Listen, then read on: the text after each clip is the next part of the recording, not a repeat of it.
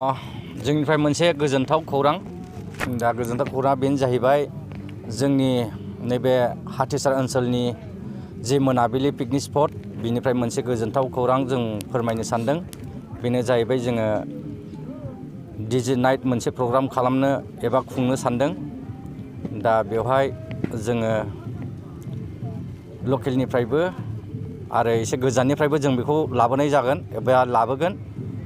दा बेवहाय नोंथांमोन बयनिसिमबो मोनसे खावलायदों, जेनेबा जोंनि प्रग्राम डेटआ जाहैबाय फैगौ सुनिबार खालि गाबोन सानसेल'सै 15 थारिखआव खुंनो लादों, आखायाव लादों। दा बेवहाय नोंथांमोनखौ जों बयखौबो खावलायदों बे जोंनि डिजे प्रग्रामाव जेनेबा लोंहोर फैनानै बे डिजे प्रग्रामखौ जाफुंहोनो थाखाय बा बयबो रंजा बाजा जे फैनानैहाय जोंनि डिजे प्रग्रामखौ जेनेबा जाफुंहोनो थाखाय जोङो मोनसे खावलायदों कमिटिनि जानानै। आरो मोनसे खावलायबावनाय, जोंनिया मेन आलासिया जाहैबाय जोंनिया क'क्राझारनिफ्राय डिजे डेभिड लकेल हिसाबै बिथांखौ जोङो खावलायबाय। दा बिथां फैगोन। बिनिफ्राय मोनसेया जाहैबाय डिजे साइनि, बे जाबाय कलकातानिफ्राय।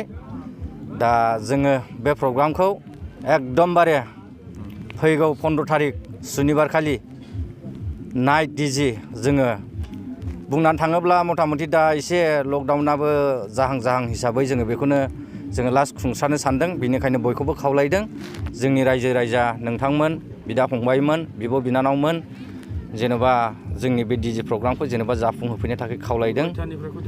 जोङो डिजे प्रग्रामखौ दाथ' जोङो लकडाउन कारफ्युबो दङ जाहैबाय। दा बिनि थाखायनो जोङो मथा मथि 4टानिफ्राय लानानै जोङो बिदिनो 8टाफोर बा 9टाफोरावनो जोङो फोजोबगोन। मानो होनबा ओरै कारफ्यु दङ, बिनि थाखायनो जोंहा एसे प्रब्लेम। बेनिखायनो जों बयखौबो खावलायदों, दा नोंथांमोना एसे एडभान्सैनो फैनानै जोंनि जि डिजे प्रग्राम टाइमनि एसे एडभान्स फैनानै जेनेबा बेखौ जाफुंहोफैयो।